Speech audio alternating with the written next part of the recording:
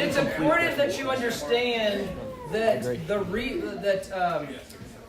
this wasn't just random. That we wanted to have the talk on marriage and the talk on sex back to back. And so if you weren't here last week, there's a lot of things that I'm just going to, in some sense, assume based on what Tom talked about last week, that if you disagree on, perfectly fine, but just know that Tom talked about a lot of these things last week. So I think he did a great job last week of helping us to understand the nature of marriage, okay? And so tonight we're going to look, and we're going to use this book. Now, this is a book that...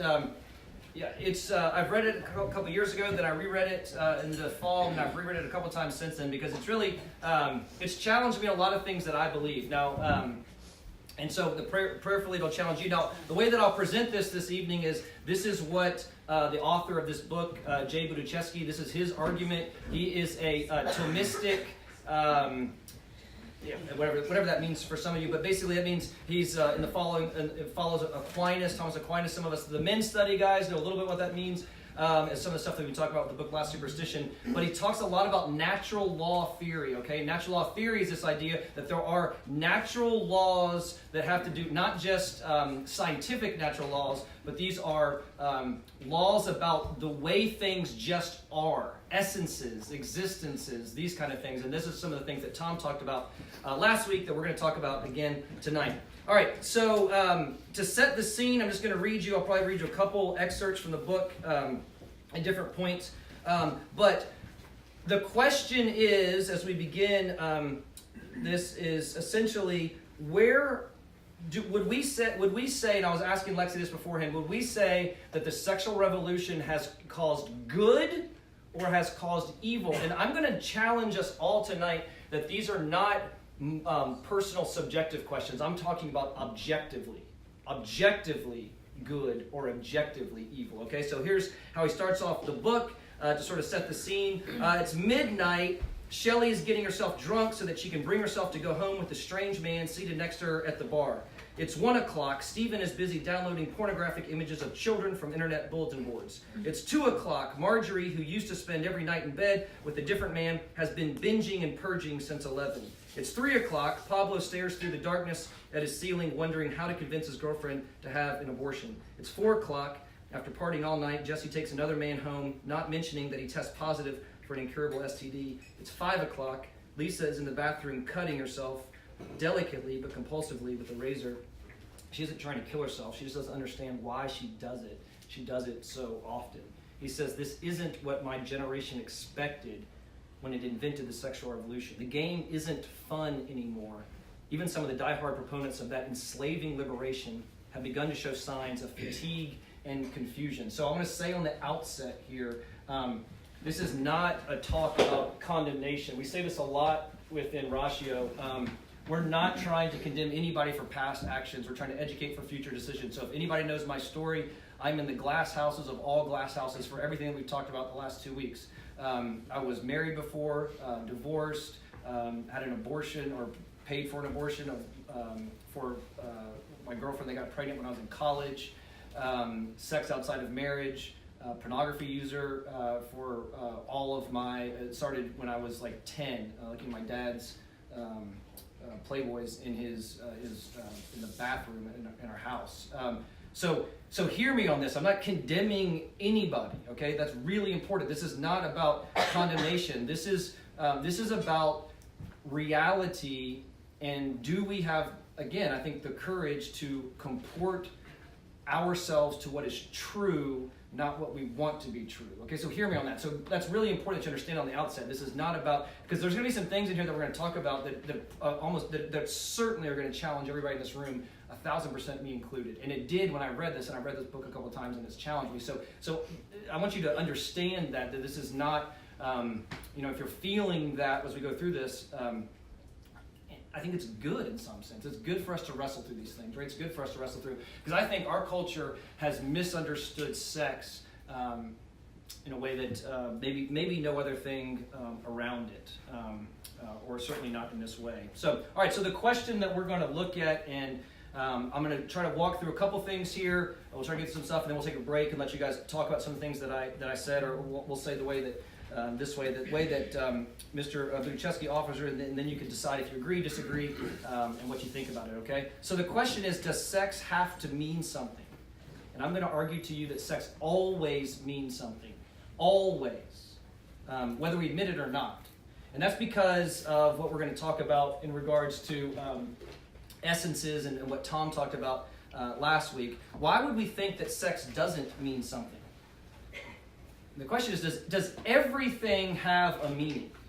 Does everything have an essence? Does everything have something that is the essence of what that is? Now, that could be a book, that could be a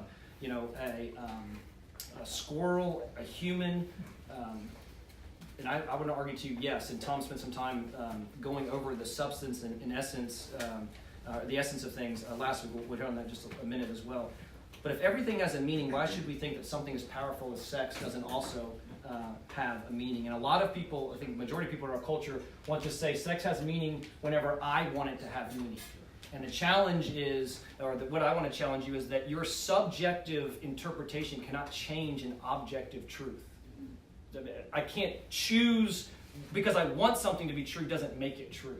So saying to myself that it doesn't have meaning doesn't mean it doesn't have meaning if it really does. Okay, does that make sense? Now, what does it mean to be human? Okay, so what we're arguing to you, this is Tom again alluded to this last week, is that human nature is not something that's distinct from us. It is just sort of the deep structure of what we are, who we are. It's the essence of what it is of what we are. And the essence of what it is of who we are is to be human. And so if that is true, and there is an essence of what it is to be human, we could also argue that there's an essence of what sex is, then true freedom does not come or is not found in being free from human nature, but freedom of the highest part of human nature is what to exercise dominion over its lower parts. In other words, freedom means to be who we were created to be. And freedom cannot, if we were created to be X, freedom cannot mean that I can flout that and do whatever I want and not think there are going to be repercussions. Does that make sense? So freedom means I'm free, true freedom, to actually be what I was created to be. And that assumes, again, that we have these essences. Now, I'll argue to you that the highest part of our nature is our intellect. That what separates us from animals and others is that we are rational beings. And I would argue to you one of the ways in which we're made in the image of God is rationality. That we're doing this tonight and dogs are out sniffing each other, doing other things. Or, there's an opossum that lives in Miss Simpson's, street that's chasing garbage and stuff. And we're wrestling with what it is to be human and what does sex mean. So that intellect being the highest part of our nature, not our will, not our desires. And so our intelligence should direct our will. And the question, and I think what we saw in some of the people in the video, and certainly I know it's been true for me most of my life, is that my will directed my intelligence on something. I knew, or at least thought I knew something, but then I let my desires overtake that. And I would argue to you one of the highest functions of the intellect is recognizing the meanings embedded in the essences of certain things, which means I recognize certain things have essences and then I treat them accordingly. And so again, we'll wrestle through tonight what does that mean for sex. Now, this is interesting that what we're seeing now statistically, there's another book that I have that, again, I'm not going to use that much tonight because of just too much information, but this book called Cheap Sex, The Transformation of Men, Marriage, and Monogamy by Mark Regeneris. And his study is, a lot of sociologists and stuff have sort of poo-pooed his study because they don't like what he has to say, because he's very negative on the sexual revolution. In other words, he says there's a lot. He said it's destroyed us, and people don't like to hear that because, especially in our culture, where we want to pretend like it's been great. It's been great. But one of the things that we see is what's called the hedonistic paradox. Now, this used to happen to people later in life. But the idea is, if you make pleasure the object of your life, you'll find that it eventually evaporates. If you seek pleasure for pleasure as an end, it will evaporate. Pleasure and happiness are actually byproducts of seeking something else, which we'll argue to at the end is God. But if you seek pleasure for pleasure's sake, it will evaporate. If you fail to distinguish between good and bad pleasure, it's going to end in misery. And I'll argue to you that we're seeing the result of that. Because we're seeing the reality is that most young people now are actually having less sex than they used to have between two people. Now, there's a lot more pornography and masturbation going on. But why? Because I have sought pleasure for pleasure's sake so much in pornography that it's just too much it's too hard for me to actually seek that in somebody else, because that takes work. And if I'm watching pornography, then I can just sort of make up my own rules and regulations and those kind of things. And so what the hedonistic paradox is the idea that we're seeing this younger and younger and younger, where people are just basically saying, what's the point? And you're starting to see, again, not directly as a result of this, but you're starting to see now as people are starting to get just more apathetic towards everything and depressed. Because why? We've sought pleasure for pleasure's sake, and we found that that's not what we're looking for.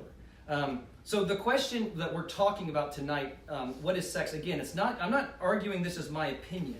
Okay, I'm arguing that this is rooted in the nature of things, and perfectly fine to disagree with me, but at least understand the kind of claim I'm making. I'm not just saying here's my opinion about things. I'm saying that if this is true about the nature of the thing, then we're not designed for hooking up. Hooking up. When I was growing up, hooking up meant making out. Now for y'all, hooking up means something much more along the line, just sex. Our heart and bodies are designed to work together, and they're not designed to do that. Now, this is really important, because a lot of people think this would be a talk for women, because men, it doesn't affect them. That's just false. And I think all the statistics show that, and I think I'm happy to have all kinds of conversations with y'all about this, about the results of choosing to live a certain lifestyle, and I think at 41 I'm still living the consequences of much of the decisions I made when I was y'all's age. He uses the example. He says, thinking that you can have lots and lots and lots and lots of sex and that you would be unaffected. He says it's like sex is like applying adhesive tape. Promiscuity is like ripping the tape off again. If you rip it off and rip it off and rip it off, eventually the tape doesn't stick anymore. It can't stick anymore. And so what we've done is we've conditioned ourselves to think in a way about sex that, why would you think that all of a sudden, if you got married or whenever you got married, or somehow that you could just turn that off like a light switch? You've conditioned yourself to think about sex in this way. You saw a lot of the examples here. That's how you're going to think about sex when you're married. And if you don't think that that's not going to affect you all throughout your marriage, then again, I think that you are kidding yourself. So we see pleasure again. Pleasure is not the end. Pleasure is a byproduct. Okay.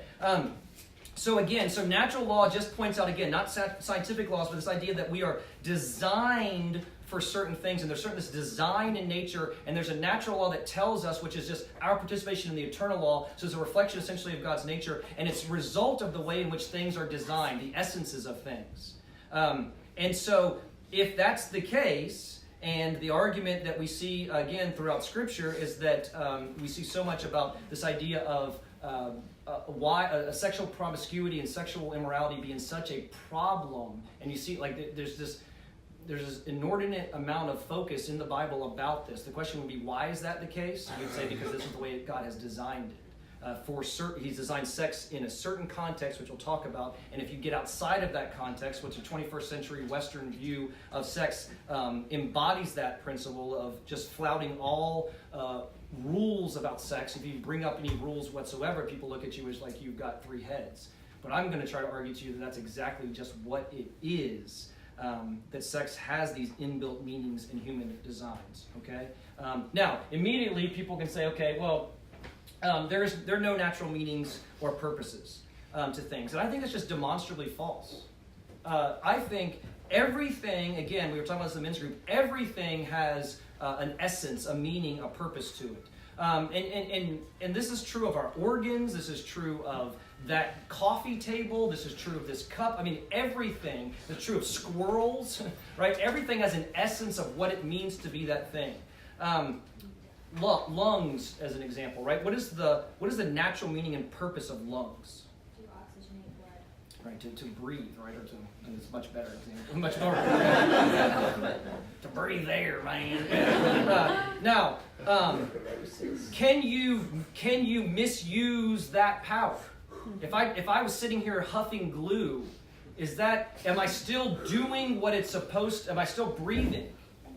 But does anybody think that that's a good? Does anybody think that I'm using my lungs for what they were designed to do? Eventually they won't. Eventually they won't, that's right. And I would argue to you, sexual powers are the same way.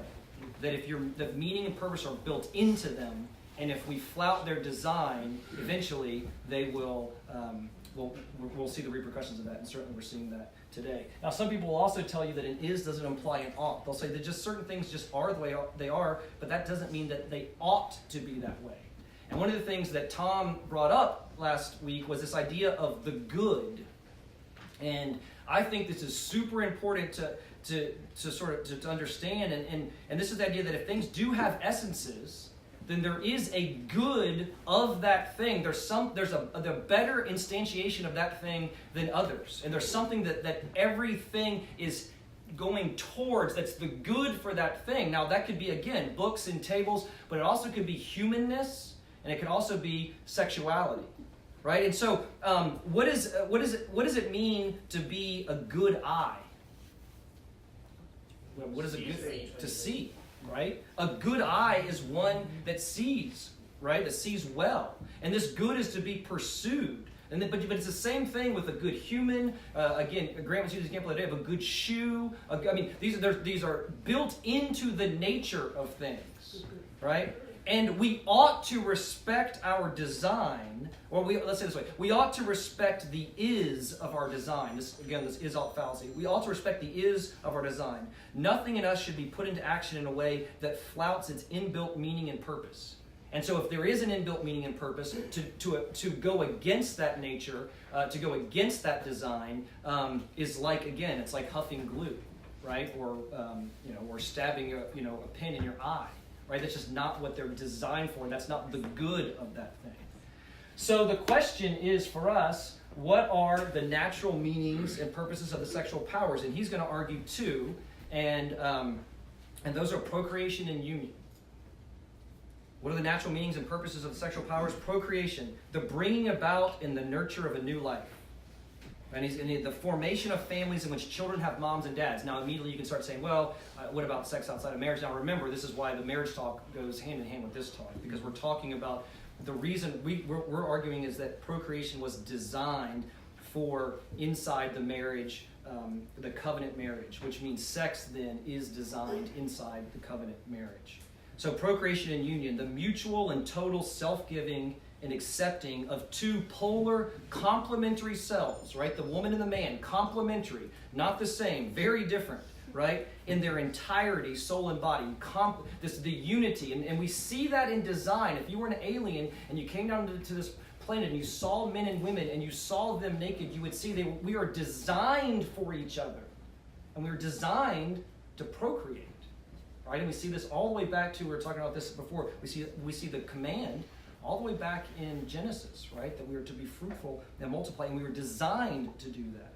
And you could argue that these two unions, these two purposes are so tightly intertwined that you could start with either and get to the other. Now, why not pleasure?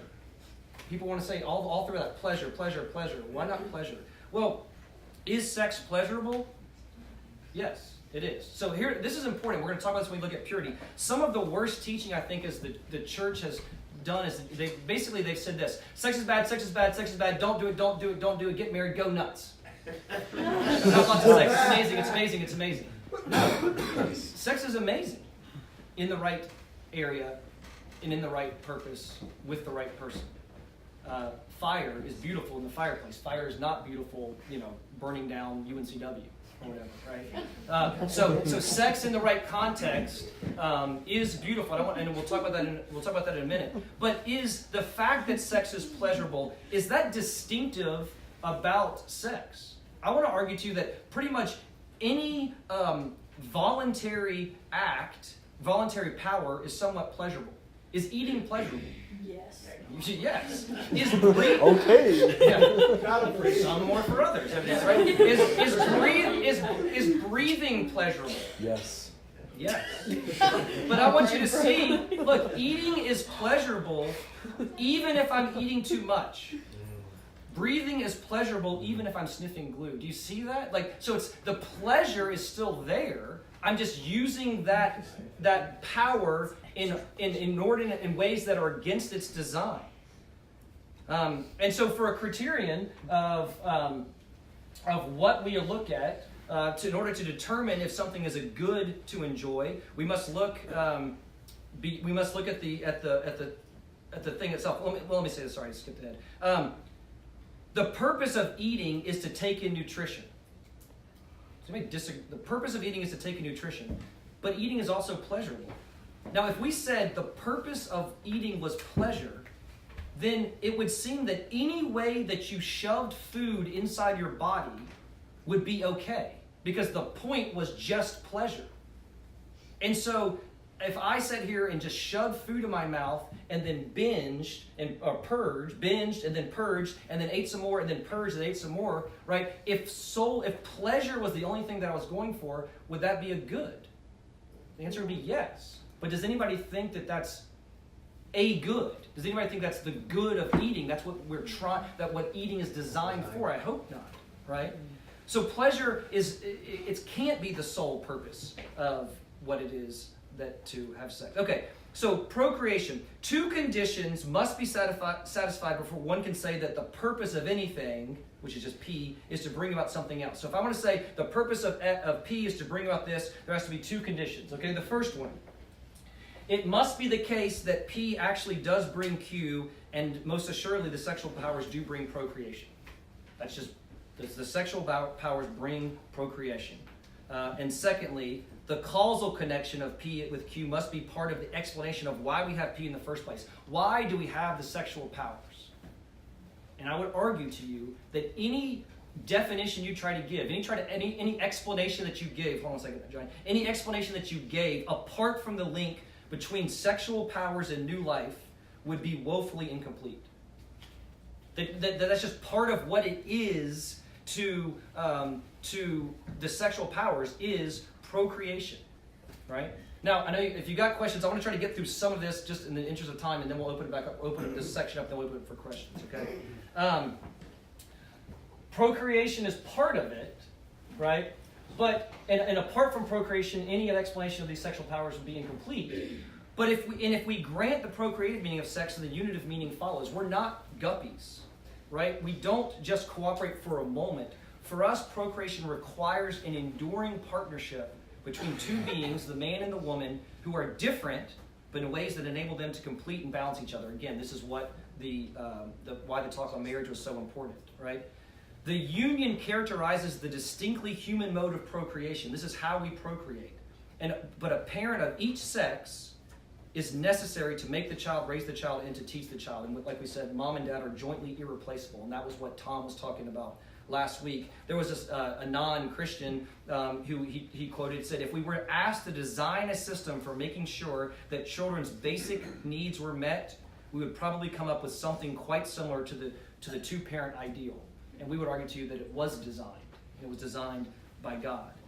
All right, so we can start with the procreative. We can get to the unitive. But we can also start with the unitive, meaning, and consider how it's connected to the procreative. Okay, so how do we join ourselves? How are a male and female joined in sex? They're joined in this act which is intrinsically open to the possibility of new life. I mean, that just is what sex is this act of joining together that's intrinsically open to this new life. Whenever I give myself sexually, I'm doing something that cannot help but mean the chance of birth. And you immediately are saying, no, I know exactly how I could stop that. Contraception, right? And again, this is the challenge of, number one, how has that worked out for us? This idea that contraception, the birth control pill, would end out-of-wedlock pregnancies. What you intend subjectively can't change what your act means objectively. That's what we said earlier. He says this, I just want to read it because I think it's, he says, to join in one flesh is to say, I give myself to you in all that this act means, even if my mouth shapes the words, this means nothing. For 2 people to give themselves to each other totally is to give what they are wholly. W-H-O-L-L-Y. What they are wholly includes their bodies, and into these bodies is written the potentiality to bring a third person into being. And so I just think you're not going to be able to get around that idea. What is the other unitive process? The fact that they are forsaking all others. It's not just this, I would argue, it's not this sentimental feature of the Western marriage vows that says that the marriage is for a man and a woman. You cannot give yourself partly to somebody else, because yourself is indivisible. The only way to give yourself is to give yourself entirely. And because this gift is total, and because it joins the very flesh that individuates us, it excludes all others. And if it doesn't exclude all others, then it hasn't taken place, right? You can have intercourse, but it's actually a lie. It's not what it's designed for. And so, again, this is why sex is designed for a covenantal marriage between a man and a woman only for the rest of their lives, and that's what it's designed for. And you could argue there's nothing else that we do with our body is like this. Breathing involves me, right? You could also, the sole creation is procreation. The sole exception is procreation. If we're speaking of breathing, it would be as though the man had the diaphragm and the woman the lungs, and they come together to take a single breath. That's beautiful, because that's the way God designed procreation. This mutual and total self-giving of each other. And he says, the failure to separate, the fact of trying to separate these apart, which is what, if you want, the introduction of contraception and when what that did, he says, is ruinous to our lives and is more difficult to correct than any amount of ignorance about genital warts.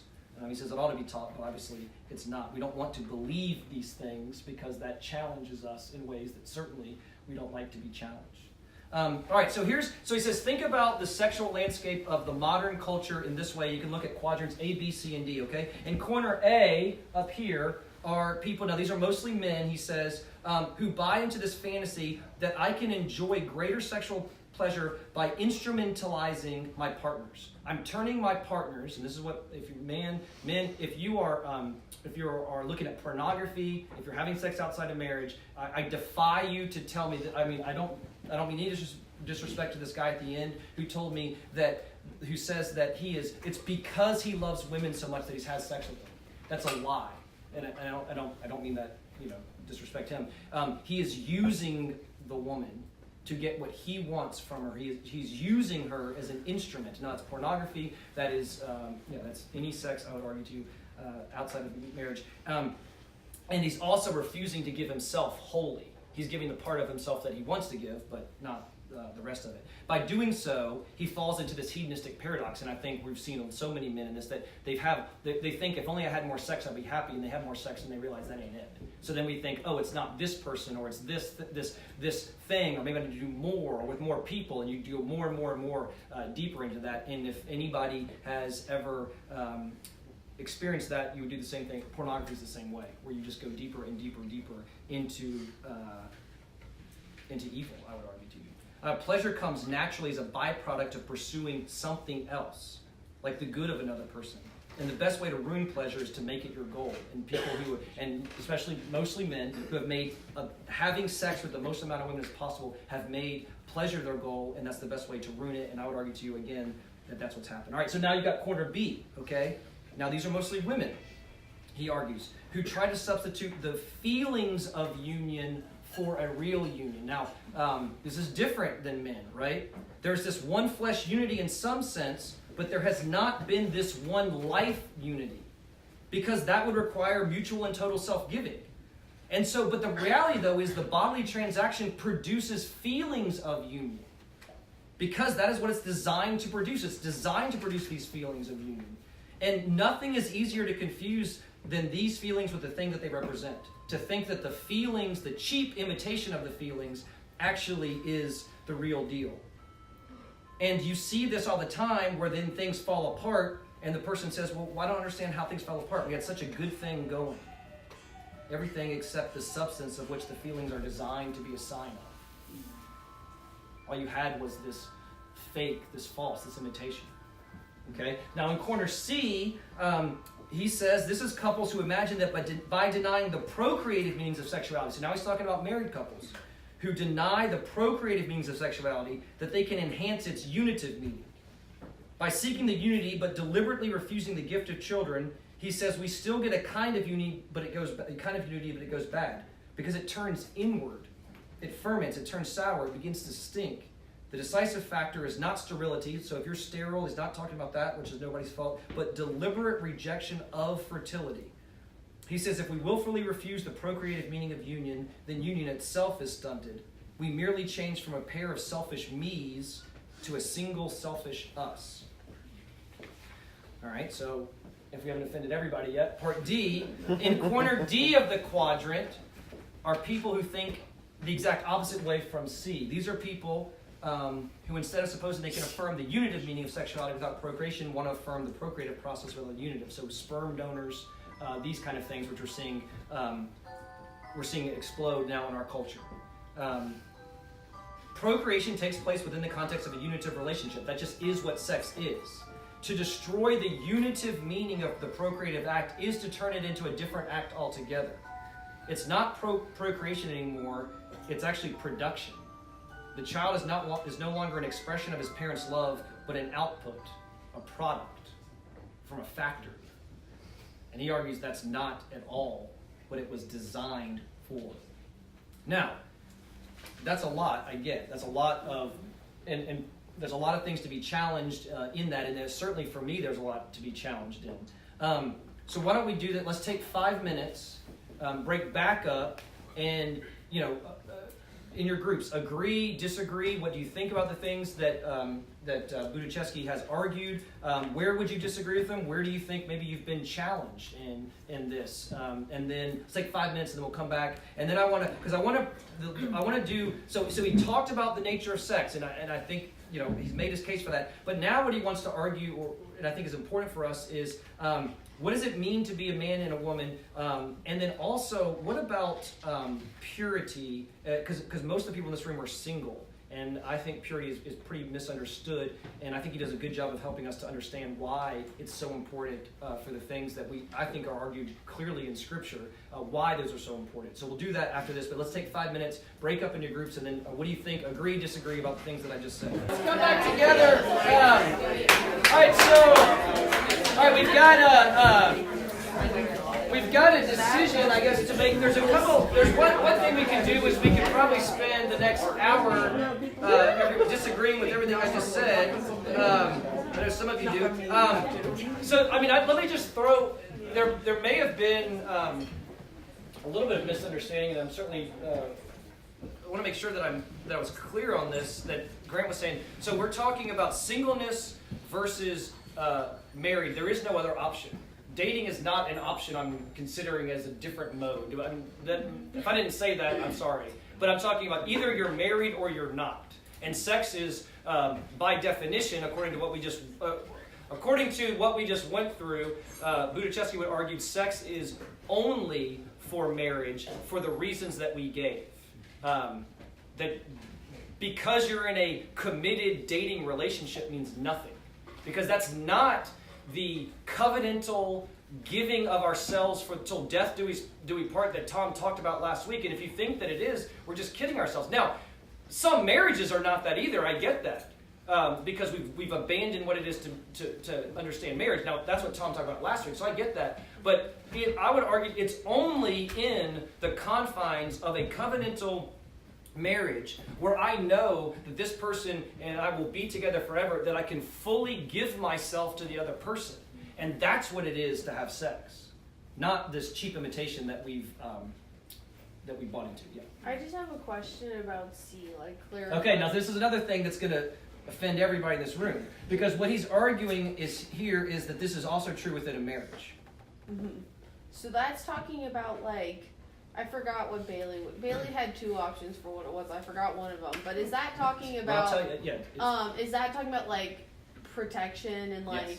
Okay, so it's talking about trying not to have kids, being woo-hoo, let's live our fun married life and forget about kids. That's right. Okay, so Now again, so that's gonna step on a lot of toes.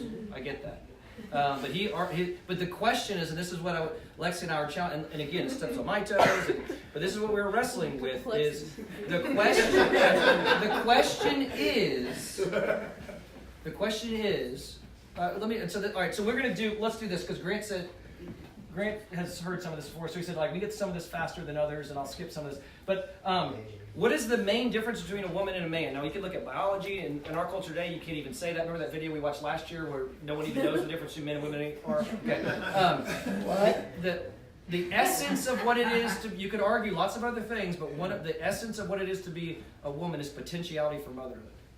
And the essence of what it is to be a man is potentiality for fatherhood. Now, what does that mean? It means that if you, now, again, I believe this stuff is true for all people at all times and all places, obviously, okay? But if I believe that God has made me a man, that means being the best instantiation of what it means to be a man is the good for me, and being made female, the best instantiation of what it means to be female, is the good for a female. And one of the differences, the major difference, you could argue maybe the only difference that ultimately matters is this potentiality for motherhood. That let me say, if you are a female and because our culture has done this, if you look at having kids as a curse, that is exactly what this culture has done to us. And I couldn't challenge you more on that it couldn't be more of the opposite of that. That we are we're commanded to be fruitful and multiply, and that one of the things that we look at, and he talks about this in the book, but not here. And I think this is important. He talks about sexiness and what does it mean to be sexy, and we see all of the ways in which one of the ways that's sort of pushed in our culture today is women thinking that it's by showing off as much of their body parts as they can. Right, and just this idea that I'm advertising myself, and I mean this, again, I don't mean this in a crude way, but I'm advertising myself as a tool that you can use for your pleasure. When I see my wife now, who's almost 40 years old, and we've had 4 kids of our own, and Jason, and I am more attracted to her now than I've ever been in my life. Why? Because she exudes to me what it means to be a woman. Like, she exudes womanliness, and I promise you, she doesn't look the way she looked when we first started dating, and we were as sinful as you can get in that situation. I mean, I was in lust with her then, and I think I'm in love with her. And I would argue to you that there's just something that if you look on that as a curse, you have so bought into the lie that this culture has tried to tell us that makes you less than. When that is that's the most beautiful gift that God has given you, and that means that we're called now. Not all women are called to motherhood physically, but all women are called to motherhood in some sense. But and you look at like Miss Simpson being a mother to us. I love you, Mom. Right, but it's different in the way that Dr. Simpson is not a mother to us, but he's a father to us, and that's different, right? Yeah. So like the Duggars that have all their kids, is contraception and like family planning ever appropriate within a marriage? Instead, or should we just have children? Look, there's lots of things that I don't even know I don't know how I feel about this. I kind of know what I think, but I don't necessarily maybe like the way that's leading me. I don't know. But there's a lot of questions that this leads. But again, the question is not. Well, anyway, we'll talk about this in a minute. Okay. This goes to: am I going to let my intellect drive me, or going to let my will drive me? And I want to challenge us on that. Okay, so just give me a chance to challenge us on that. Let me just say this, like 1 or 2 things, because I want to get to this last thing about purity, because I think, like Grant said, that's the main thing. So I can't do questions unless you got. Could you just clarify your definition of will? Yeah, we'll talk about that in 1 second. Okay. Yeah. So I just want to say this: that.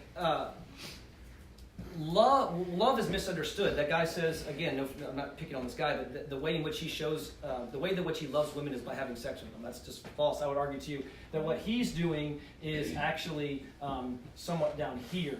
So what is love? And you could actually properly understood, it's actually what's called charity. And charity being an attitude of the will that exalts in the sheer existence of the other person. I will the good for the other person.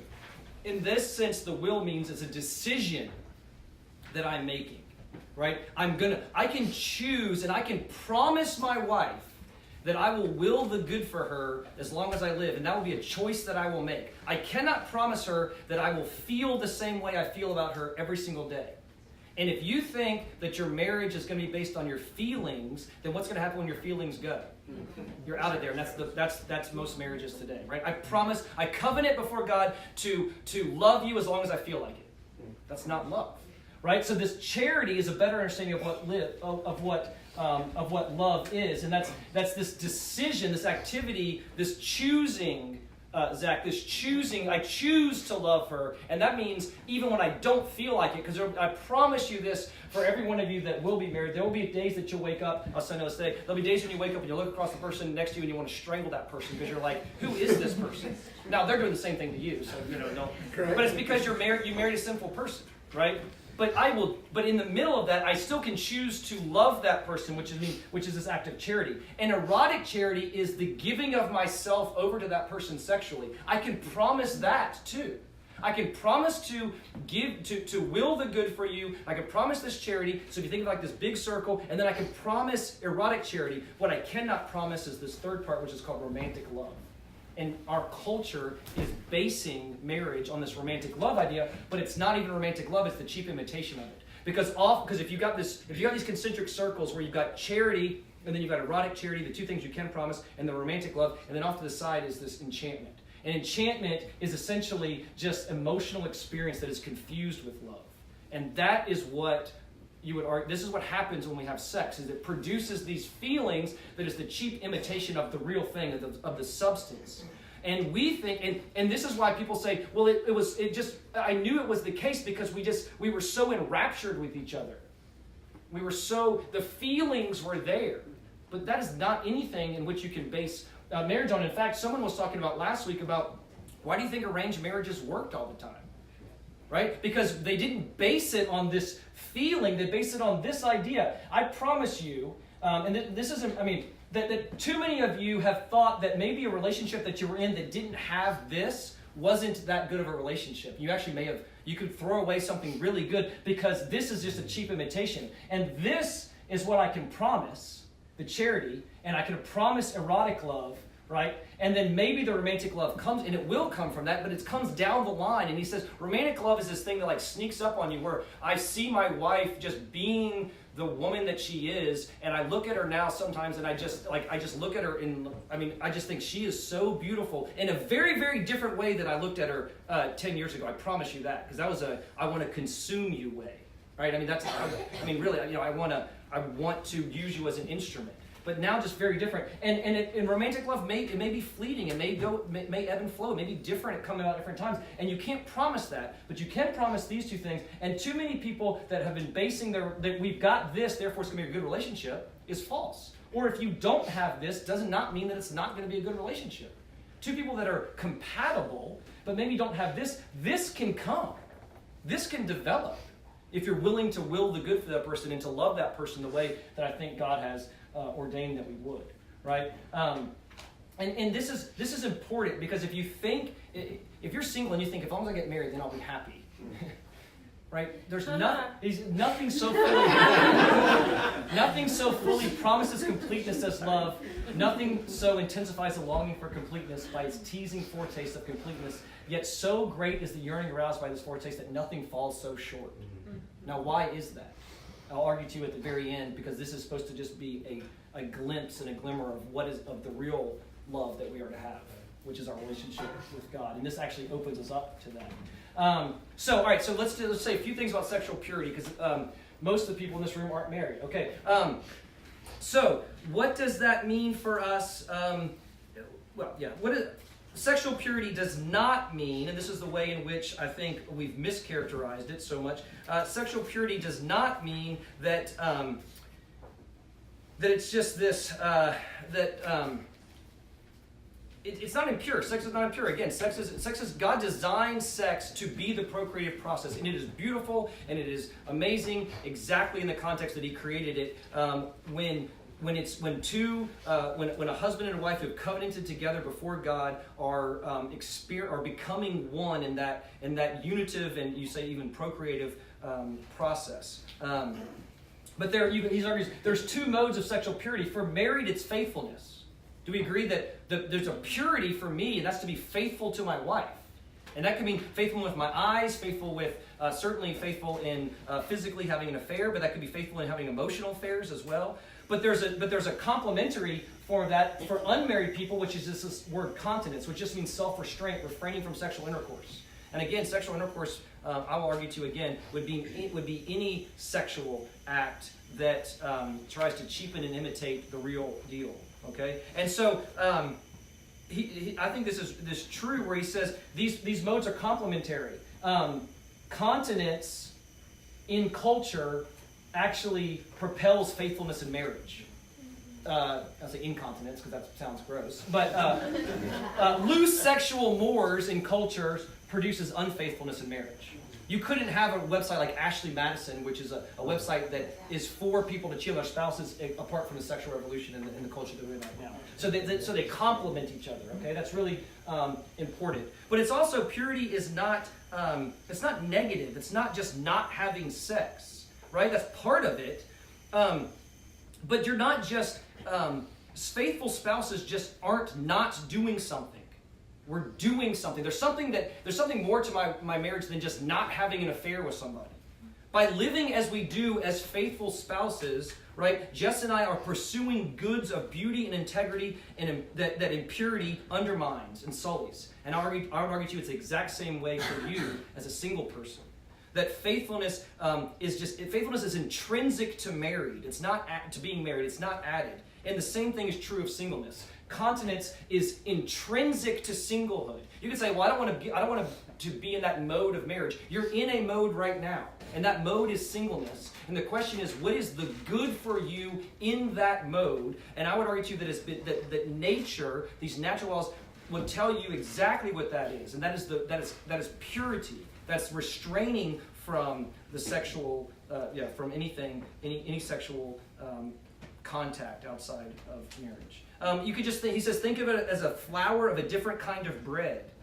The single estate is just another mode of life capable of its own integrity, an integrity to which continence, restraint, belongs in the same way that faithfulness belongs to the integrity of marriage. Okay, so you could say, okay, well, fine, but why is purity essential?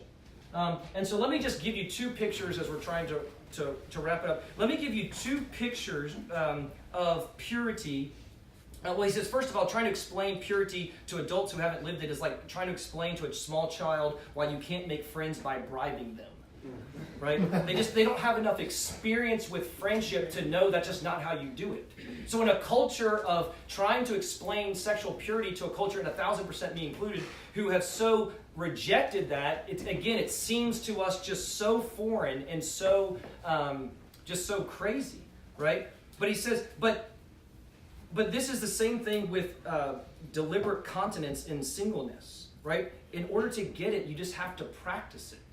And you don't just practice purity for one weekend and just try it out, like you're trying out a car. You don't take a vacation from impurity. There's no purity just for this evening. You're either pure or you're not. Now, we obviously believe in there's grace and mercy at the cross, and we'll talk about how we can start fighting for that here in a minute. He says this, and let me just, because I thought this was a great quote, he says, though I say the only way to grasp purity is to practice it, you can learn something from refusing it. Though one will never taste the honey, one may certainly come to taste the wormwood or the vinegar. And that's the vinegar of trying out impurity.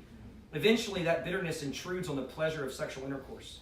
This dismal fact inspires a certain hope. If only the bitterness becomes great enough, I may finally stop thinking next time this vinegar will be sweeter, and instead begin to ask, why do I keep drinking it? Right? Now maybe this is really important for all of us, and this is not just sexual intercourse with a person, maybe it's pornography, whatever it is the thing that you're going to, why do you keep drinking there? Or maybe masturbation as well. All right, so I'm going to sketch two pictures of purity that evoke different elements, and one's going to appeal more to the women, and one's going to appeal more to the men. And this is the idea is he's trying to create this sort of word picture of why this is so important for us. Okay, and so let me just read this. I think he does a really good job of just laying things out. Let me read this, and then I'll read the one for the men. He says, so you can picture the soul as a castle. Okay? Around a massive rampart runs a colonnaded portico. Built into the rampart are many and diverse rooms, including armories and sculleries and libraries and baths. And inside this rampart lies a courtyard. At the center of the courtyard stands the castle, and a quiet garden lies hidden in the castle's secret heart. This garden has a single door hung with a curtain. At the end of the garden is a throne in which only one may sit. Like Sage Perilou at the round table of Camelot, all manner of folk may make merry in the portico, but the crowd may not tread into the courtyard, lest the castle be invaded and the garden be despoiled. And so obviously that resonates with females and this idea, this intuition of woman, that a man builds a dwelling, a woman is a dwelling. And that's literally that this is where all of us were inside of our mother's wombs for 9 months when we were first came into this world. But even though a woman speaks more freely of her emotions than a man does, she lives more within herself. We see that the woman is more inside of herself. She is an emblem of mystery to men and to herself, and this soul that she's protecting, right? This, and even within that, this purity that she's protecting, that her private parts are even inside of her. And so this speaks to us about this is something pure that I must protect, right? When it says when her mother tells her that only one may be enthroned on that seat, the knowledge comes to her not as something odd and perplexing, but as the unveiling of a mystery that she dimly sensed already. I think that's beautiful. Right? Now, for the man, the next picture is the opposite. And he says, now the soul may also be pictured as a rider, a horse, and a lion. Okay? The rider being, in this analogy, right, the power of directive intelligence, which is the highest power. So I'm thinking well, right? The man, not as a beast, but as a man represented here as the person who's the intelligence, okay? The horse is the soul's desires. This is what we want, we think we want, right? And then the lion is the soul's ardor. So when he uses the word ardor here, it just means enthusiasm or passion. So the question is, how do these desires and passion and intelligence come to bear on this discussion about purity? Okay, and so he says the way he's going to do that is we're going to look at three different examples, three different pictures. Okay, and you tell me this is as we're learning why it's so important that we fight for purity. Okay, now he uses the word here in this first part. He uses ass, right? But this is because he's going to make a specific point about what the writer is on. Okay, so it's not me, it's just him. So get mad at him. All right. Scene 1 unfolds at night. A muddy road stretches out toward the eastern horizon, but the road is hard to see. In this scene, the horse is not a horse, but a shaggy-eared ass, and the lion is not a lion, but a scrawny wildcat. In his left hand, the man is holding the ass's reins, though he doesn't seem to know what to do with them. He's walking beside the ass. In his right, he is holding a whip. The ass continually brays, "You had better feed me," and whenever it does, the man obeys. All down the roadside, he walks in search of things for the ass to eat. Every now and then he thinks it might be more dignified to ride in the saddle, but whenever he tries to climb into it, the ass rears and plunges to dismount him, then drags him around by the reins. As he's being dragged, the wildcat bites back, yelling, "Do as the ass says." Sometimes he strikes back at the two animals with his whip. But the ass, knowing his mood will pass, sits down on its rump to wait him out. The wildcat cringes, but although it is cowed, it is not tamed. Eyes flaming with anger, it waits its chance to bite again. If anyone asks the man what is he doing, he says, "I'm pursuing my happiness." Think about that. Right? All right, scene 2. The man is still there, but the ass has turned into a brawny mule, and the wildcat is a starving leopard. This time the man has some control over his animal, but his command is uncertain because they are more powerful than he is. Although he is seated on the mule's back trying to direct it down the highway, they are making little progress. Sometimes the mule turns off the road into pasture. At other times it stays on the road and perhaps even gallops. But as often as not, it runs in the wrong direction. Though the man uses whip, reins, and spurs, it detests being checked. Twisting its head around to face him, it shows its blocky teeth and brays, I haven't yet lost my strength. You had better fear me. But then the leopard snarls, punishing the mule by sinking its fangs into its flank. As the mule reverts to sullen obedience, the leopard gives the man dark looks and mutters, I don't know why I should be helping you. The sun has risen, so the man can see the road, but he is ashamed to be seen because he looks so ridiculous. If anyone asks him what he's doing, he says, I'm trying to be good. So he's trying, right? But it's just, it's not working. The final scene, the man is clad in knight's armor, laughing and singing, fighting songs. The mule has turned into a white stallion, and the leopard has turned into a great tawny lion. Thunderously purring, the great cat sidles up to the knight's knees and murmurs, Where is the enemy? Command me. Snorting and rearing, the stallion neighs, Where may I carry you? Let me run. The man guides the stallion with nothing but his knees and a few quiet words. In place of the whip, he carries a sword for making swift work of foes and barriers. Sometimes at a canter, sometimes at a gallop, the three of them head down the high road straight toward the sun. Although that great orb is so bright that it ought to blind them and so blazing that it ought to consume them, instead it gets into them like molten gold. If anyone asks the man where he is going, he answers, toward joy. Now, obviously, we see the difference between the three positions, right? As a soul, the writer, as we see it played out, the three scenes, desire and ardor are made to be ruled by the intelligence. That I need to command my desires and my passions by my intelligence. But desire can resist intelligence instead of obeying it. How many of you have said, I want to do certain things, and then you let your desires overtake you? Right? All of us. The loyalty of ardor, of the passions in this contest, is uncertain. It may side with intelligence, but it may side with desire. For as we know, a man can become just as angry and ashamed with himself for trying to exert self-control as for not doing it. How many of us have tried to exert self-control, it's failed, and then we get mad at ourselves for even trying that? Now, the analogy starts off by explaining that this idea of a castle and of the outer wall, a rampart. Those are two separate analogies. Right. But this one is about a man and a horse and a lion and intellect dominating the will and the passions. But that goes for man and woman. So what the idea is that the first one is going to resonate more with women and only secondarily with men. This one is going to resonate more with men and then secondarily with women. But it's true of both.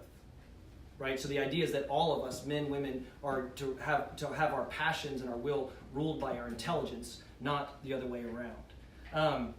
So think about the second person, the second one. There is something lofty about the efforts this person is when he's trying, but he's failing. But he's trying, right? And it seems like purity is tough, and it seems like, what's the point? I'm just never going to get there. But it's just this massive, difficult rules, but the rules are made for beautiful reasons. And to remove the obstacles that keep the soul from riding swiftly to the sun is the goal of what we're trying to do. And you measure this. This is important. Progress in this battle is measured in inches, not miles. Some of you are completely given over to sexual desires. And this idea tonight of beginning to live a life of purity is so far from anything that you could imagine. And you're going to sit down, and maybe you're convicted. You're going to say, it's going to start being different. And you're going to try. And what is your will and your passions going to do? They're going to smack you down because it's like the first one. But don't give up. Don't stop fighting because it matters. And you're slowly, inch by inch, you're moving towards the goal. And so some of us need to stop beating ourselves up because we look at where we were a year ago and we say, praise God. But the fight still goes on, right? Instead of just saying, what's the point? Because I still don't have victory here.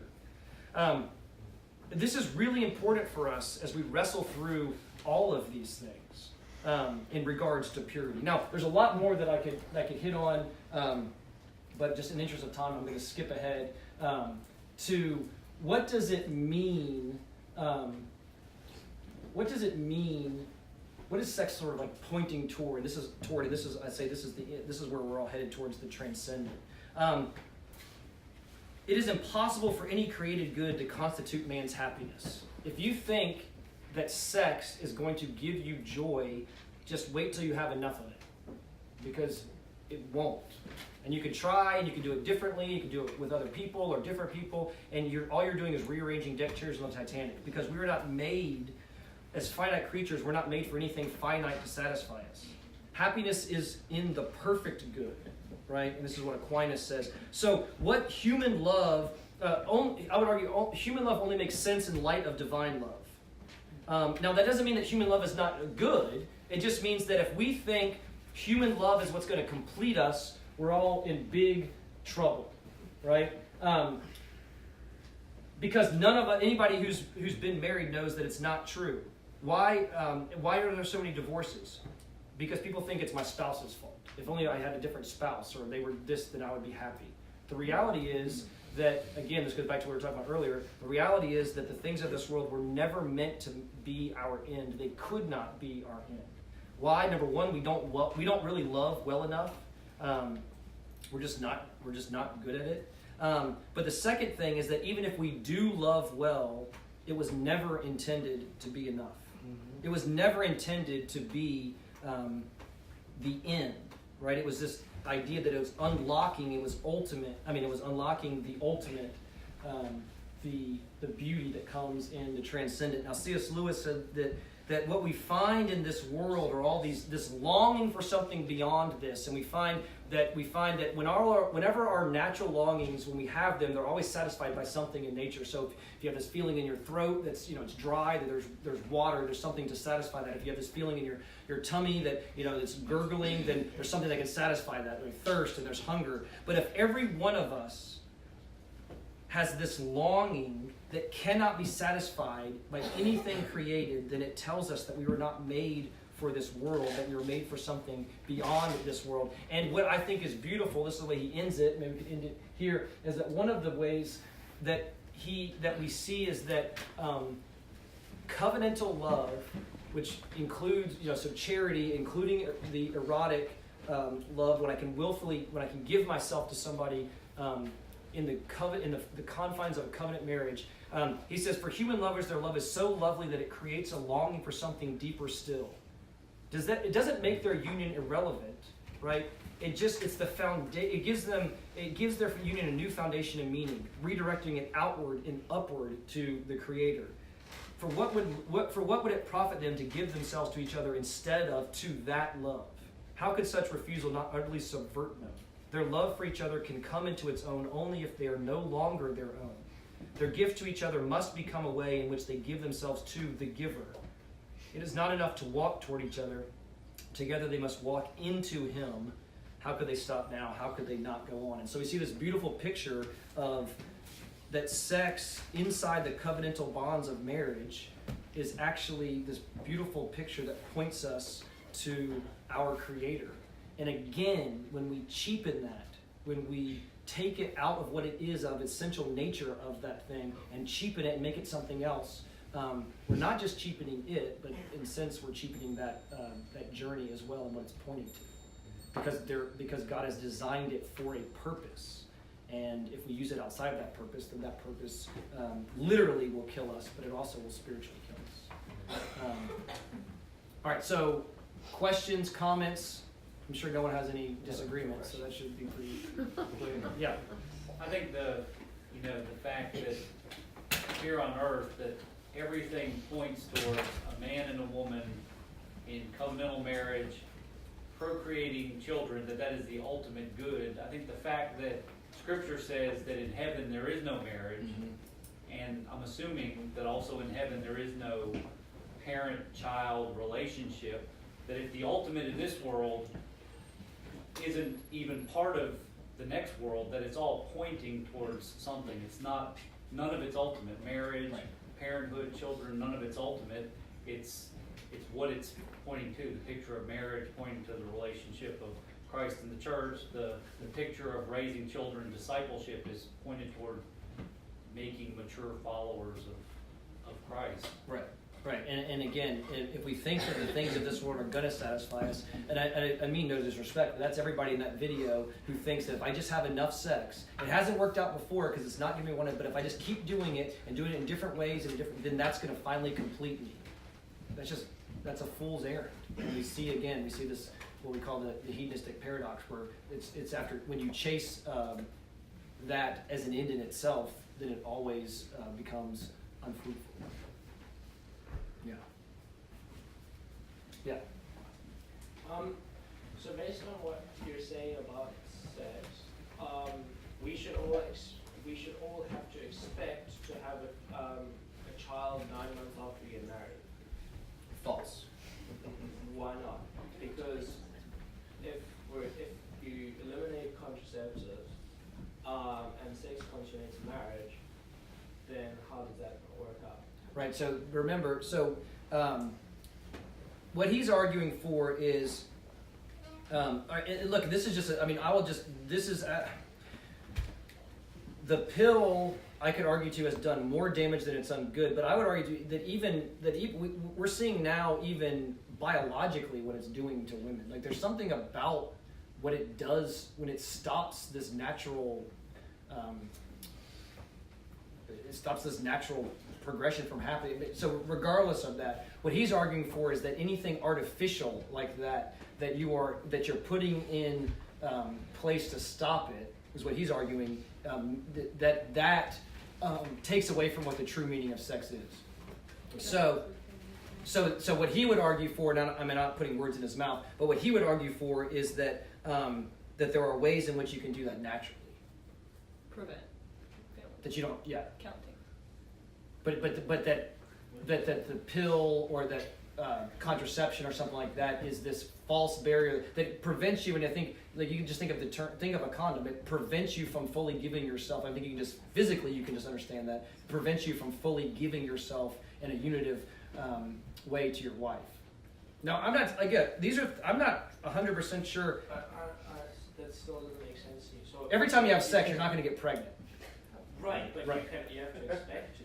Or is that wrong? What's that? But would you not have to Possibilities expect there. It's a possibility. It's there. That's right. So therefore, every family. But you know that, I mean, there's only a certain time of the month when a woman can get pregnant, and what the argument is, and what he would argue for, I think, and he didn't really specifically talk about this in the book, is that there's only a certain, basically there's a week when a woman is ovulating is when she can get pregnant, and if you don't have sex during that time, she's not going to get pregnant. She can't get pregnant. We have a child because my wife miscalculated when she was going to ovulate, and that's how we got into it. Yeah. God's plan. Which is great. Yeah. Glad for that. But praise God for that. Yeah. God's But does that plan. make sense, Michael? So I mean, I'm just telling you that's what he would argue for. Yeah. Josh, did you? Yeah, I think the other part of it that we don't, this is what the opinion I am of, that I think we lose perspective, is that God, we see throughout the scriptures that, like, many people, God wouldn't give a child, and then he did give a child, and so I think we don't view God as sovereign over who gives life and who doesn't, and so we view God as, like, we are the ones giving life. Like, we're expecting in 9 months to get pregnant because, we're having sex. I've decided I'm going to do it. Right, and it's at this time, and we're the ones making this happen, which just, I think, undermines God as the sovereign giver of life. And he actually makes that point in the book where he basically says we become like gods, deciding these things. And the reality is we don't get to decide, but we think we like I'll do it this time and this time and this time. And look, I've seen this. I mean, I'm old, you guys aren't, but I've seen this so many times where people who have been on birth control and it's like now I'm gonna get pregnant and their bodies it doesn't just work that way necessarily. Yeah. I think one of the foundational assumptions in this conversation, which I'm also in that camp emotionally, is the fear of having a child. As if having a child is this bad thing that's going to be detrimental to your marriage, and if you have a kid 9 months after your marriage, it's the worst possible thing for you. You should have 2 months or 2 years or 3 years of like new marriage. You can just enjoy your marriage and go on trips and these kinds of things and not have kids. But the assumption under that is that a child will be the worst thing for you. And I'm emotionally in that camp. Like I don't look in the mirror every day and go, father material. But this is important because this is important. When do you think? But this is the idea is that somehow when you hit 30, you're gonna somehow go, now I'm ready. You're never ready in that sense. But again, it also this is what I was challenging Lexi with is And is that we look at, and I know it's just hard, we look at having a child as somehow that's a curse. Like you're saying I have a baby at 9 months. No, I'm saying God could bless you with a child 9 months after you get married, and praise God. Yes, amen. Sorry, Raleigh. Yeah, I think that if anything, the topic of sex and intercourse and everything like that, we treat it, and we kind of gone over this already, but we treat it like we just got a car on our 16th birthday. Yeah, That's how we treat sex, right? I got a car. I know it's dangerous, but I'll probably be all right. Watch someone this. taught me how to drive. I've watched some videos. Okay, on how to drive. But that's the reality is that when you get into bed with somebody, someone just gave you 2 keys to a nuclear warhead. That's the reality. That's right. Okay, and you're probably going to blow up the whole world. So, when you start thinking about marriage, which you should be thinking about marriage. You should be thinking about children. You should be thinking about how you want to raise those children. How were you raised? Was that good? Was that bad? And you compare all this stuff to what we learn here as being objective truth in the scripture, and then just in logic and reality and philosophy and all that kind of thing. The reality is that you have decisions to make and choices to make, and they're all your decisions and your choices. You are in control of your whole life, okay? And you can either choose to trust the ultimate creator God with that and try to make your decisions based upon his wisdom that he has laid forth for you, or you can do it blindly based upon your emotional feelings.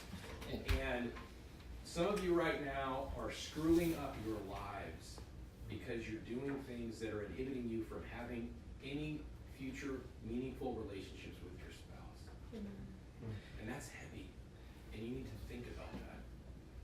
And children, as Aaron knows, as I know, I'm the guy that got married and my wife got pregnant 6 months after marriage. We were the couple that said we're not going to have kids for 10 years, okay? But I can sit here and tell you now that if I had not had Wyatt, not 6 months after marriage, but that was the rumor around school, by the way. A year and a half after being married, I would not be the person I am today because I was irresponsible. I did not think about marriage. I did not think about sex in appropriate ways. I did not think about how to raise a family. I was not disciplined in any way. But God knew better. Amen. And but I think it's important because you were kind of joking, but if you think that you can sit in front of a screen and watch pornographic videos all the time, and we can just be real, and masturbate over and over and over and over and over and over and over, and then think that you're going to be ready to give yourself to and I say this to most of the men, but this is not true of men because we know it's true of women as well, and then think you're going to be able to give yourself to your wife in a way that's going to be healthy and based on the way it's supposed to be, we're fooling ourselves. And again, I'm as Raleigh was saying, I'm still today dealing with consequences of decisions I made when I was your age. That this is why we're saying you cannot just think that when you become married that you can just snap your fingers, or at some point you're like, I'm gonna stop then. No, you won't. Like, well, what evidence do you have that you won't? If that you can. And so it's again, if it's like this Band-Aid that keeps getting ripped off, that at some point, and we're seeing students, we're seeing middle schoolers now engaging in threesomes and lots of oral sex because they're watching so much pornography. Thinking, this is the way in which it's done. This is the way in which I show love to somebody, and it's destroying us. Chris, did you have something? Well, I was going to ask, when you are discussing this topic, especially with parents who think that, you need to be asking us on what wise decisions are for you and your future family, and it contradicts this, how would you respectfully say to them, we have to look at, what's written in the scriptures, and seeing that, I understand that they're more worried about children, and they would say that's much more of a burden, but seeing that it is a blessing, and that it is sovereign, that it's not necessarily based, I'm the one creating this child. I guess technically in a sense, but not. Sorry. There's primary and secondary causes. Right? There we go. Yes. So, how would you be able to, I guess, talk to parents who are against this, or who think that, oh no, you're just being unwise now in your future relationships? And wanting to have kids? Yes. Yeah, I mean, I would just want to try to walk through some of the things that we talked about tonight, and just talk about the basic. But look, this is probably every one of us in this room, including me, we bought into in some ways this lie that our culture has told us about family and kids and sex, and we're all in that. And so, but to see a child that and that people say this all the time, Raleigh, to see your child born, I promise you, you do not understand what unconditional love is until that. I mean, it's just, you can't explain it. And so to see that blessing as a curse, it should break our heart as a culture. Yeah. How do you tie in financial responsibility? Because if you're jobless, or even two people that first get married, and if they're broke and don't have a house, you know what I mean? I work in mental health, so we deal with a lot of Medicaid, and so I see the impact of that on society if people aren't responsible and can't afford a child, and then either they're getting abortions because they can't afford a child, or they're going on Medicaid or welfare or whatever, and then that impacts society versus saying, okay, you're married, but wait a year and have your job and buy a house or whatever. Just do the steps in progression so that you are financially secure enough, at least to the point of having a child, instead of putting that child onto the welfare rolls and making other people pay for it. Yeah, Tom mentioned this last week. The number one indicator of whether or not you're going to grow up in poverty is if you're not going to be in poverty is if you are the child of a two-parent household, your mother and your father biologically. So if we don't think that our society would be completely different if there. Now look, and I say this about no-fault divorce. I say this about all of these things that we bought into, that we all, in abortion on demand, that we bought into, is saying that this. If we don't think that our society would be different in those, now we're in the middle of that, but. A covenant marriage where two people have covenanted that they're going to be together, I think that they can make that work. Now, is it hard? Well, sure it's hard. I'm not saying it wouldn't be hard, but what in life that's worth anything isn't hard?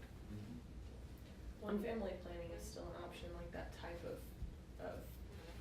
of contraception. So it's not to say that if you're doing family planning, then it's just gonna happen. You can still be wise. That's what I'm saying. It's just Well, the Bible talks about finances a lot too. It tells you, things that we should be prepared and be mindful. And tithe your money, which insinuates a budget, which says be prepared for the things that you do. So it's when are you going to be prepared financially to have a kid? Right, just go have. No, when? I'm almost there. Yeah, I know, exactly. The answer is never. There's 1,000 people, so someone shout. Yeah. So my parents had all four of us without health insurance, and my dad has a story of when he had to take my brother out of the hospital. He needed $400, and someone walked up to him and handed him $400 that didn't have any idea how much money he needed. So me being the person that likes to prepare, I will make sure I'll have the money, but I can't have a full story like that. So just being able to do that, his story is just to the glory of God. I just think that's awesome. So if you live like that, God will provide. Yeah, I'm not saying I'm certainly not saying that I have all the answers. I agree that these are hard questions. Yeah.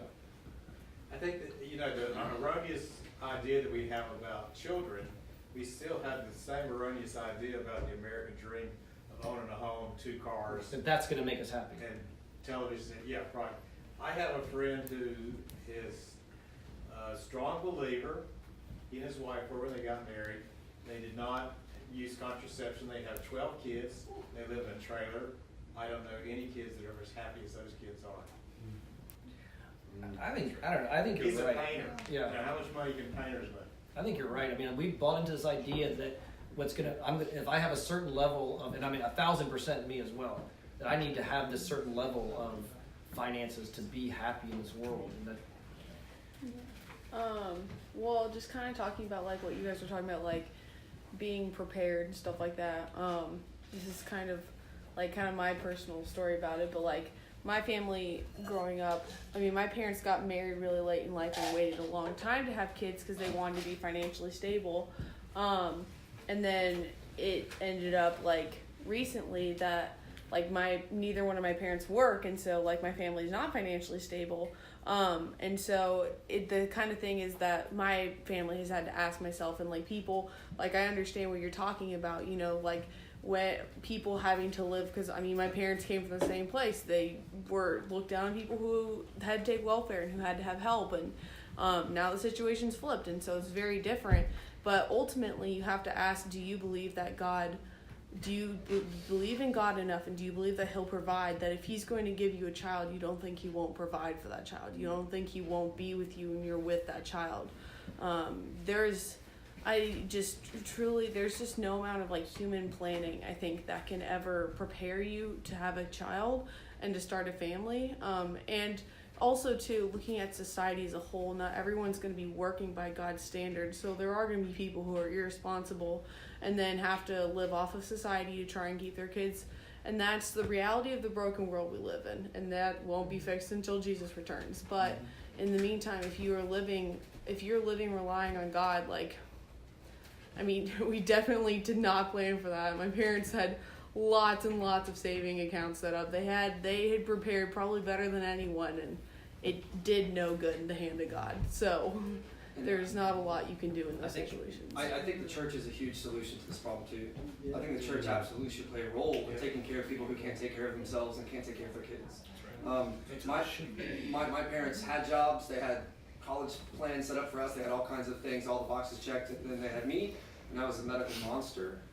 And they still haven't paid off all of the hospital bills and all the things that they had to, all the expenses that my little infant body accrued for them. They had no clue I was coming.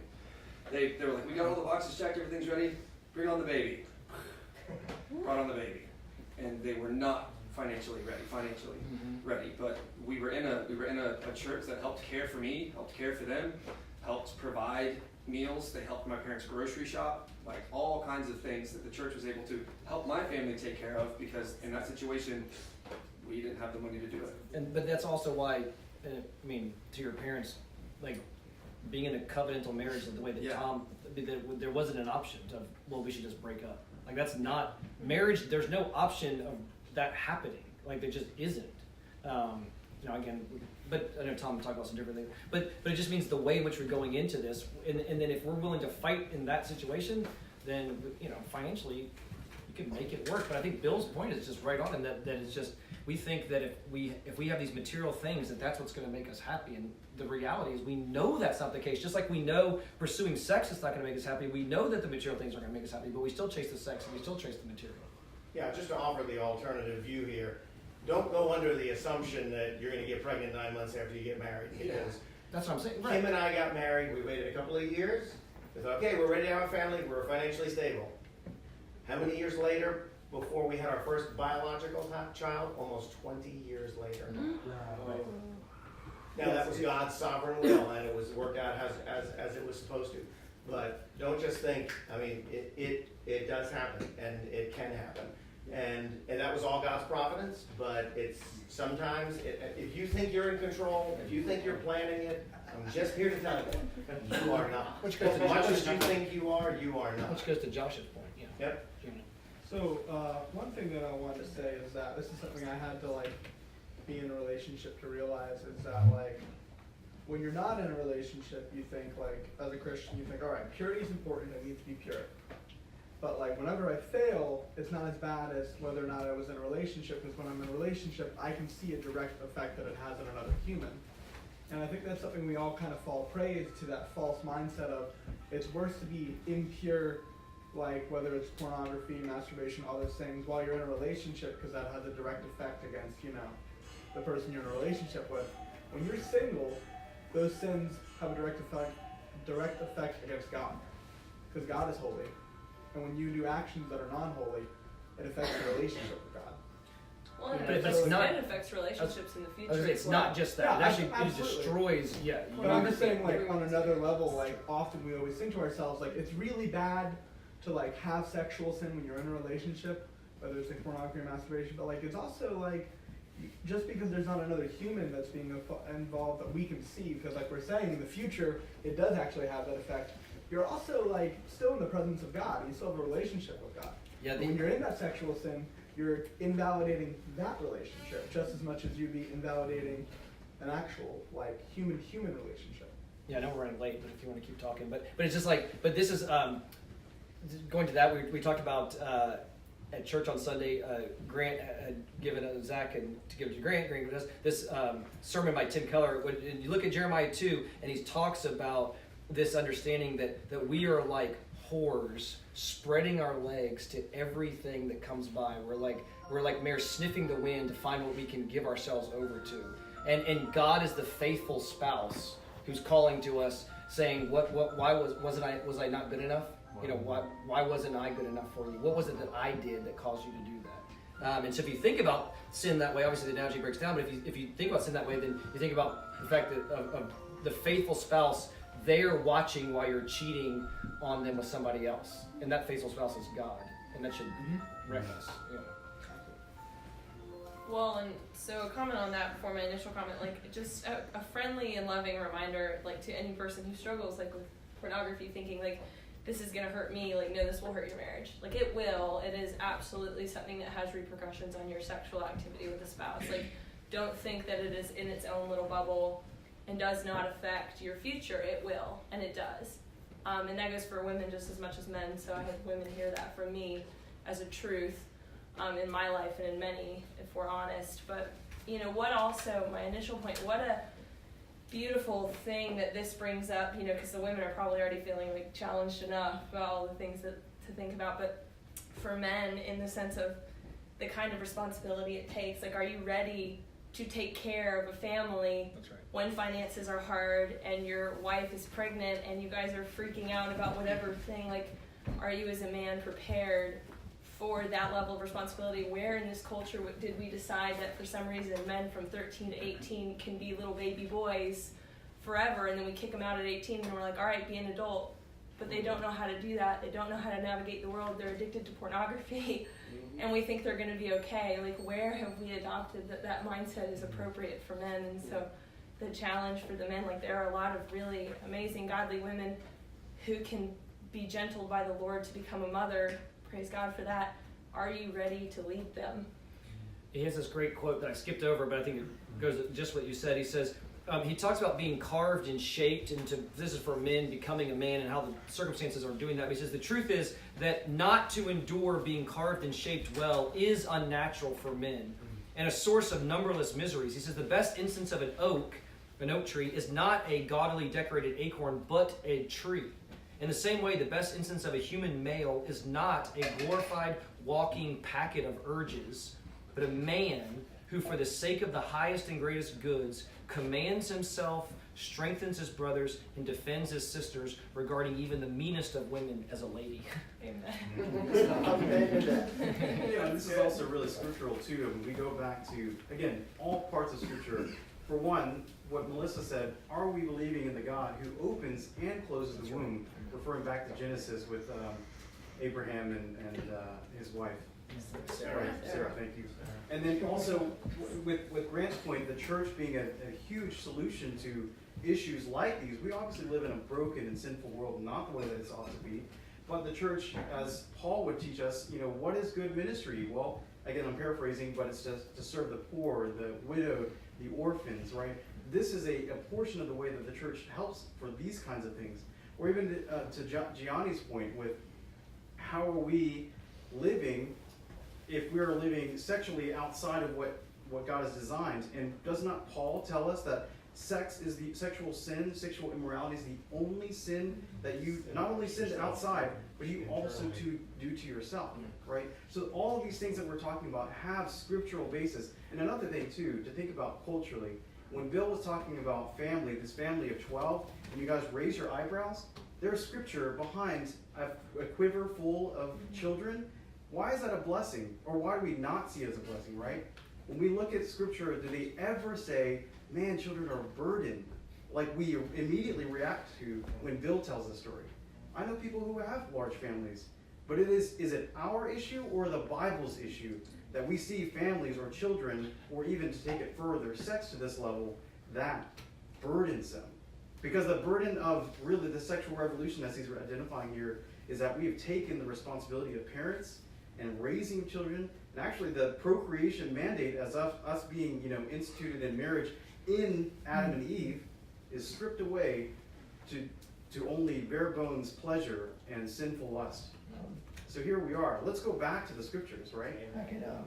I can second that. Knowing families with large families, being a Harvard football manager, we have families that have like 8 kids, or mine is 7, and all of them play sports. And like the things I've seen these parents do with their kids, like getting from point A to point B, completely amazes me.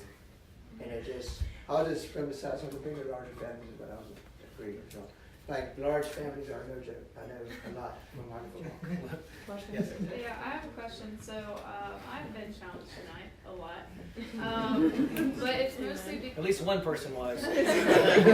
being honest. It's mostly been because a lot of these things have been normalized, not only growing up, but I mean. Like what things? So I'm about to ask the question. One thing that's been normalized. So how would you address to people, because I know a lot of Christian couples, about procedural sterilization. How do you go about talking about that? Because that's definitely something growing up a lot of people did, and a lot of people still do. Yeah, it's not funny, I guess, but my wife and I disagree on this. Just actually, and so she had her tubes tied after we had Isabel. Now, I think that she had 4 C-sections that were progressively harder, and and she had to be full anesthesia, and so the doctor actually told us when we got pregnant with Isabel that it was high risk, and that if she got pregnant again, it would be dangerous. So I think, but I still wrestle with that, to be honest with you. I still wrestle with it. And you could say, well, it's easy for you to wrestle with it. Yeah. But it goes back to Ken's point, I think, is do I trust in God's sovereignty, and I trust in what it means? So I would say depends on the reason. And I think that just like a good lawyer, it depends. And it depends on, is the reason a selfish reason? Right? If is the reason the forced sterilization of couples in like China or something like that, where it's like, or it's like I'm going to have my 2 kids and 2 cars and a 2-car garage and my quite big fence, and I'm going to be happy, and so I get all of those things and I check off the box, and then I do that. I don't know. That seems to me that I'm sort of thwarting. Replacing God in that context, but again, I think everybody would say in the health of the mother or something like that. If the goal is to save the mother's life, or the goal, then that's different, right? But if the goal is just purely selfish, and this is what I've been pressing old Lexi over here on, where she keeps getting mad at me. But if the goal, and I'm not saying she's saying this, I'm just saying, these are the questions I'm asking. If the goal is purely selfish, then that's a separate conversation. And the goal is, I just don't want that because I promise you, you want to get sanctified, get married. You want to learn patience, have kids. And don't, pray for sanctification and patience. God will give it to you. I know we got to, yeah. Just one quick thing to add. Just from the sterilization standpoint, during the 20 years we were trying to have children, Kim had a tubal pregnancy.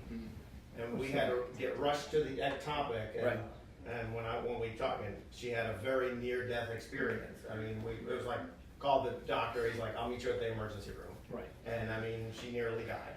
And so but they warned us very strongly about not trying to have kids after that because the risks were so high. But the goal of that was to save Kim's life, not the goal to was to end save Kim's life. the pregnancy.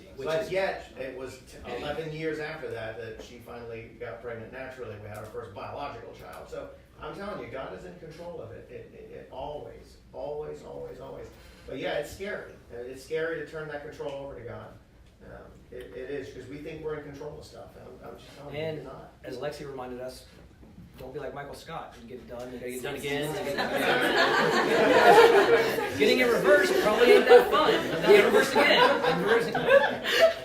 Bill, maybe you get the last word and then. Oh, great. We've all screwed up in our early lives. Amen. And I want to thank Aaron for being transparent about his. Amen. But it shows you the grace of God that he can take someone like us and Aaron and turn them into fruitful ministries, he and his wife. Even though he still deals with the consequences, we all deal with the consequences, he can end up being a fruitful ministry. Well, but look, none of us are likely candidates, right? Thank goodness. I mean, thank God that God doesn't look for the good, right? You know, doesn't look for the perfect candidates. And I promise. If I could have learned, now I was too prideful and arrogant to learn to listen to some of this stuff when I was your age. But if I could have learned some of the things that I think that we're teaching here, like last 2 weeks, and you would take that to heart, and you would. I'm certain I would have saved myself a lot of heartache, and I'm dealing with a lot of repercussions of that now. I wouldn't change anything because I trust God's sovereignty, and it brought me to where I am now, and exactly I wouldn't change anything because it gave me, family and everything like that. But I promise you don't want to live through that. Oh. Just real quick for a point of further conversation. It's always been one last quick. No. I'm not going to make a point. I'm just going to open myself up for somebody to talk about it. I just want to say, I'm of the opinion, and we can have, if anybody's interested, we can have further conversation from a scientific standpoint. You can be hard pressed to convince me that birth control pills don't have the potential to be abortifacient. And so, from a pro-life perspective, if you want to discuss that further, please come talk to me. I'd like to explain that. Abortifacient. In other words, They can be abortive. They could be abortive. Yeah, but I would say that's part of it. But I would say it's not just that. And I would say, look at any person, and you gotta dig, because I think there's a lot of this myth that John Zeno talks about a lot. This myth of the objective scientist who's just doing science, without his presuppositions. If you find true studies on the effects of birth control on female bodies, I think you would be hard pressed to want to continue taking it. So, I'm sure everyone agrees with everything we said, so that should wrap things up. All right, so look, we'll hang out, we'll talk, we'll solve all of life's problems. Look, that's the end. Now, look, the men, for the men's group, we didn't have the meeting, but if you're interested, the men's group we are meeting one last time on Wednesday, where we're gonna prove to you that God exists. So if you want to know whether or not God exists, come Wednesday. And then we've got evangelism tomorrow, we've got our prayer meeting tomorrow, and then our sweater party is Friday, and then Bible study Sunday, and then you've got lots and lots of exams. So let's pray.